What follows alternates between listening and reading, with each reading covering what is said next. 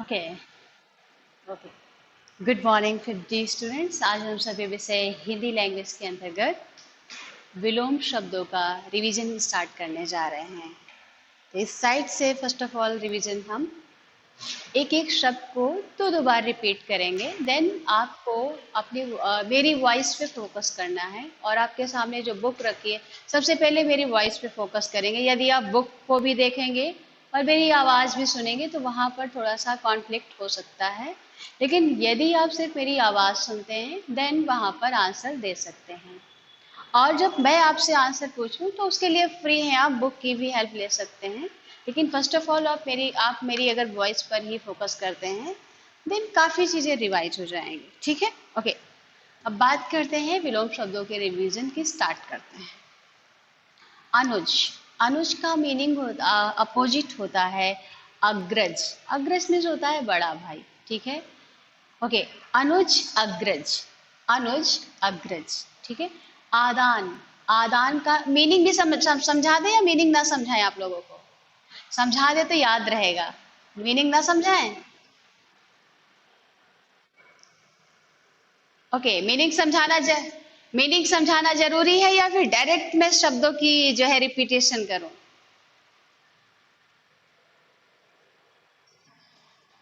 इन्हें भी समझा दें। ओके ओके ओके, चलिए ठीक है। आदान का मतलब होता है कोई चीज लेना। ठीक है, कोई चीज लेना। और प्रदान का मतलब होता है कोई चीज देना। ठीक है, आदान प्रदान मतलब समझ लिया। आदान लेना, प्रदान देना। ठीक है, आदान प्रदान, आदान प्रदान। नेक्स्ट, आयात, और इसका विलोम होगा निर्यात। तो आयात का मीनिंग होता है कोई चीज मंगवाना, कोई चीज मंगवाना। जैसे विदेश कोई चीज आप फ्लिपकार्ट से ऑर्डर करते हो तो वो चीज आपके घर आती है ना। ओके, तो वो क्या हो गया, आई है चीज। अब सपोज दैट कि आपको अपने फ्रेंड को क्या करना है, बहुत दूर रहता है, वो रहता है कनाडा में। ठीक, अब उससे कोई गिफ्ट वगैरह उसको देना है आपको। तो आप जो चीज उसके लिए भेजोगे, जो चीज उसके लिए भेजोगे यहाँ से कुरियर करोगे, वो क्या हो जाएगी, निर्यात। ठीक है, आयात और निर्यात। यस बोलिए।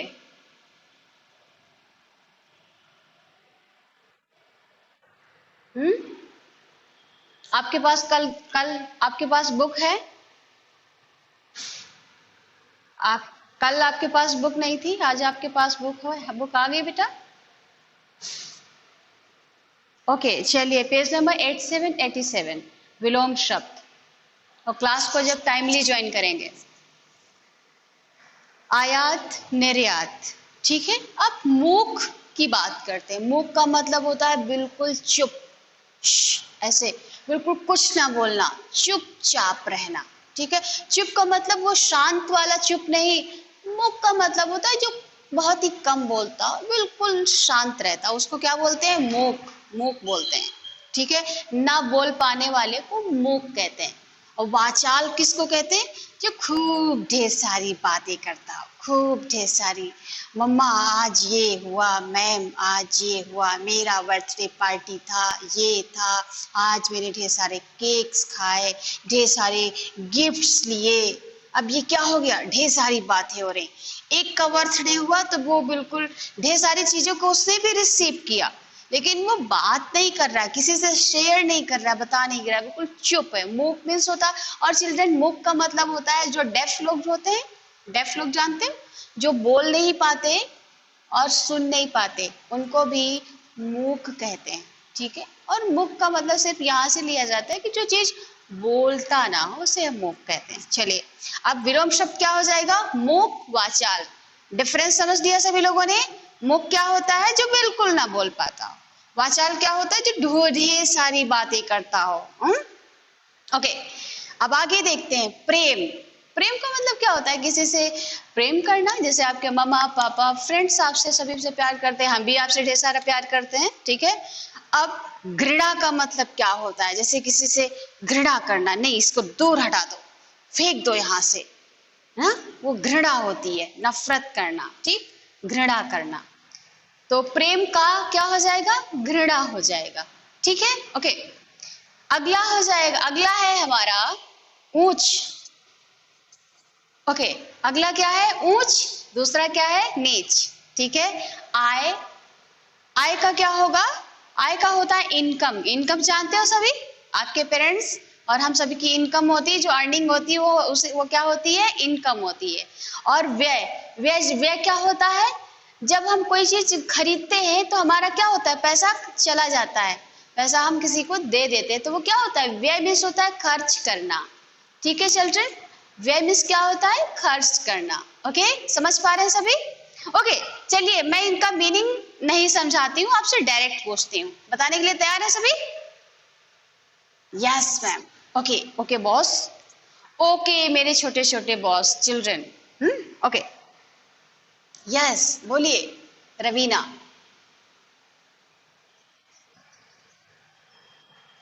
निर्यात मैंने बताया तो है कि आयात मीन्स होता है किसी चीज को मंगाना, ठीक है।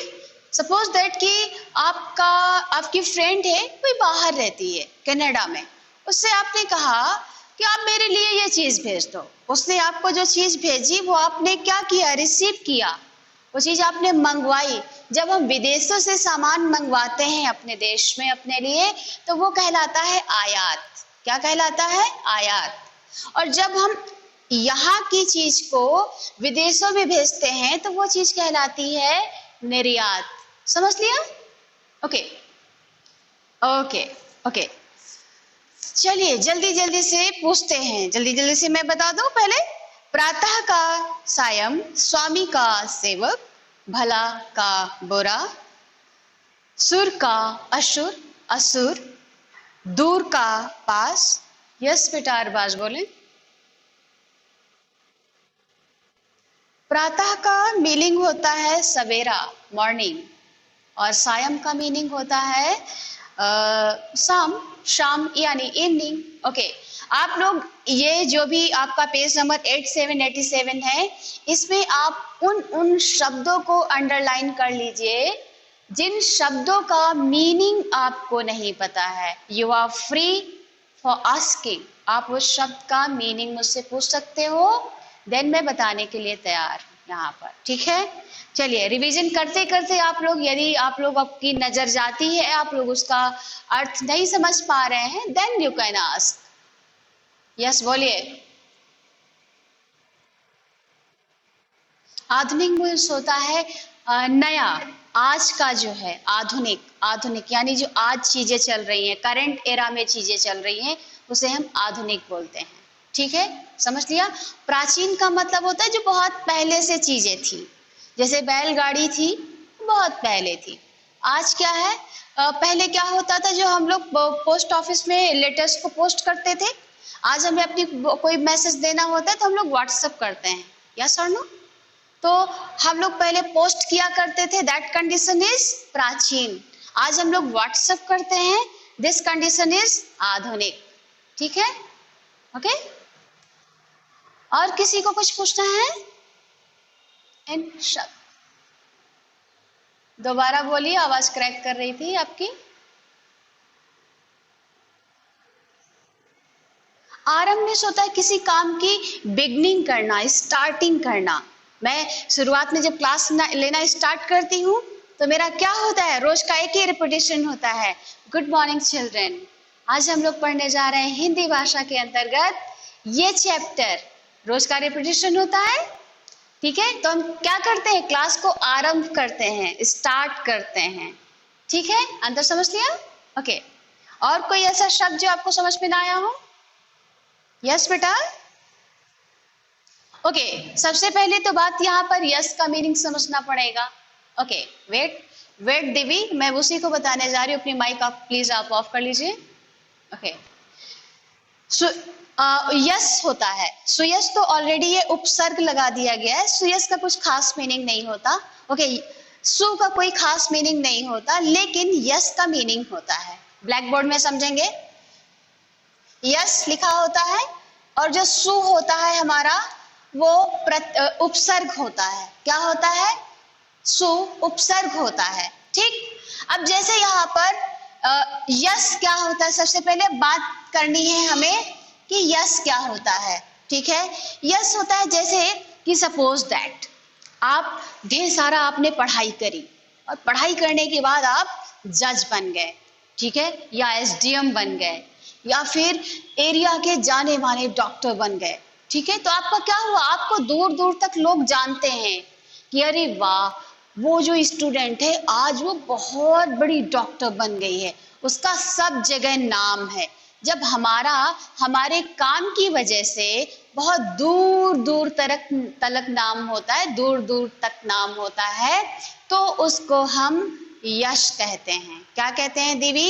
यश कहते हैं। जैसे देवी आगे चलकर बहुत बड़ी सी जो इनका ड्रीम होगा, सपोज दैट कि देवी एक आईएएस ऑफिसर बनना चाहती है और आईएएस ऑफिसर आगे चलकर वो बन गई, तो इनके पेरेंट्स का प्लस इनका दूर दूर तलक सारे रिलेटिव, सारे फैमिली मेंबर, सारे नेबर्स, सब लोग इनके बारे में जानेंगे कि जो दिवी हैं वो आज आईएएस ऑफिसर है, बहुत बड़ी आईएएस ऑफिसर, मतलब इस पोस्टिंग उनकी बहुत अच्छे डिपार्टमेंट में है, ठीक है। तो जो दूर दूर तलक लोग आपके बारे में जानते हैं, दैट कंडीशन इज यश, वहां पर आपका यश है, बहुत दूर तलक यश है, ठीक है। और सु इसमें मात्र उपसर्ग लगा है, सु का मतलब कुछ खास नहीं होता, सु एक सकारात्मकता के लिए लगा दिया जाता है, उसका कोई खास इम्पैक्ट नहीं पड़ता। ठीक उसी प्रकार से जैसे पुत्र लिखा होता है, सपोज दैट पुत्र लिखा है,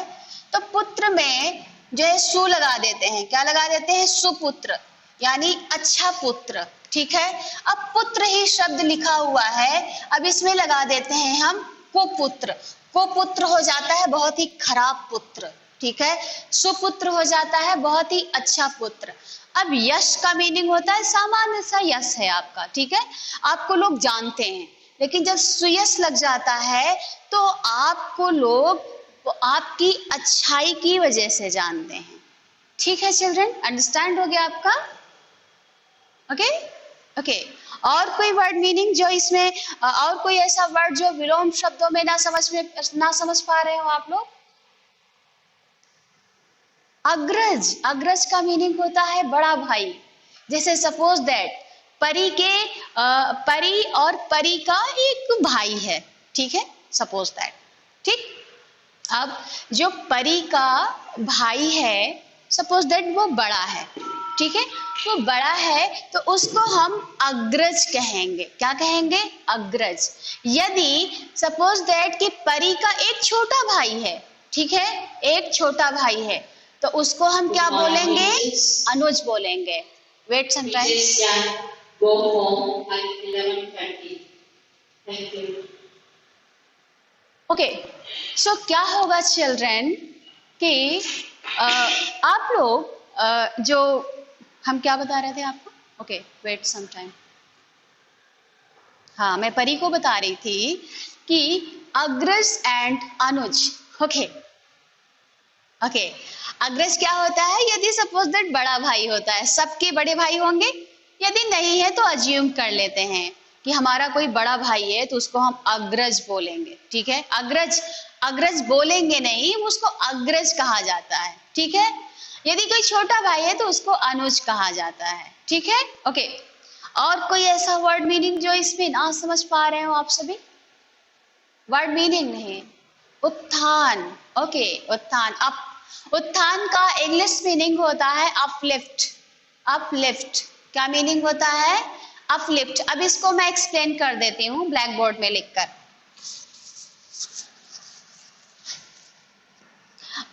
रवीना ने पूछा है उत्थान, ठीक है। सपोज दैट कि आपने पढ़ना शुरू किया, कोई चैप्टर पढ़ना शुरू किया और बहुत अच्छे से पढ़ रहे हो, ठीक, या फिर दूसरी तरीके से इसको समझते हैं, और पढ़ रहे हो और वो आपको बहुत अच्छे से समझ में आ गया और एग्जाम में आपने अच्छा स्कोर कर लिया, तो आपका क्या हो गया? उत्थान हो गया, उत्थान। अब दूसरी तरीके से इसको समझते हैं, ठीक। जैसे कि किसी ने एक कोई दुकान खोली, किसी ने दुकान खोली और वो उस दुकान में ढेर सारा सामान रखा और दुकान अच्छे से चलने लगी, ठीक है। उसके घर में ढेर सारी अर्निंग आने लगी। तो लोग कहते हैं ना, उस दुकान की वजह से उनका उत्थान हो गया। उत्थान यानी अपलिफ्ट हो गए।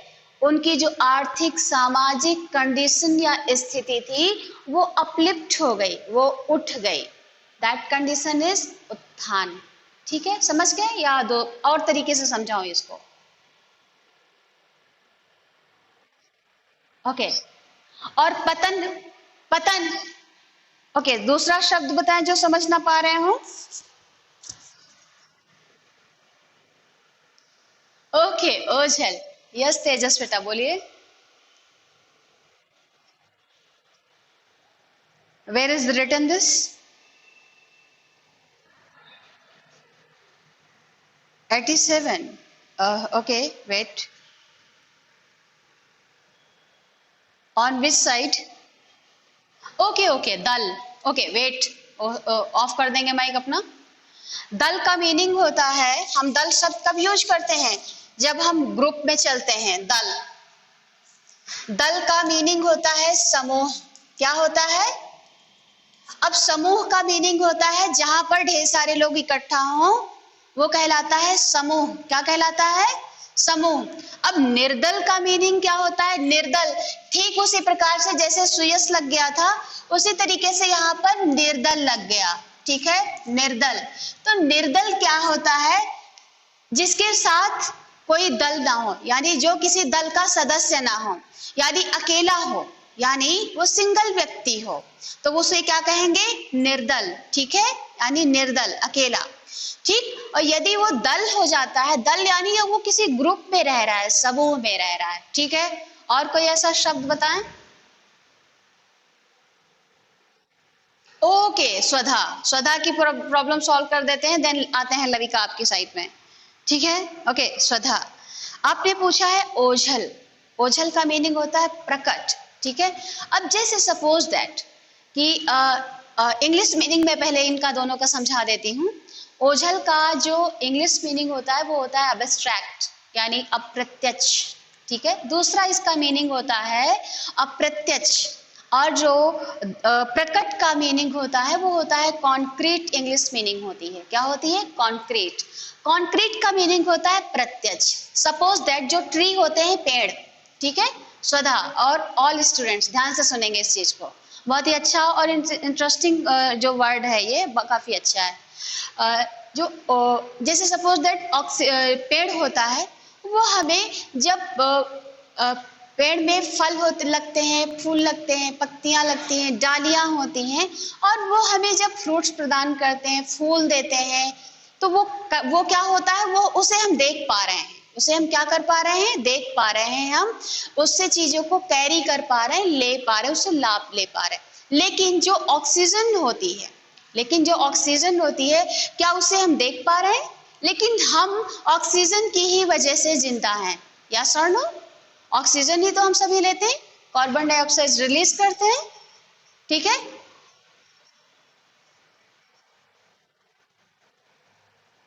थोड़ा सा वेट करेंगे आप प्लीज। वेट कर लीजिए, मैं वही बता रही हूँ कि गायब या प्रकट, उसको ऐसे मत देखिए कि गायब या प्रकट।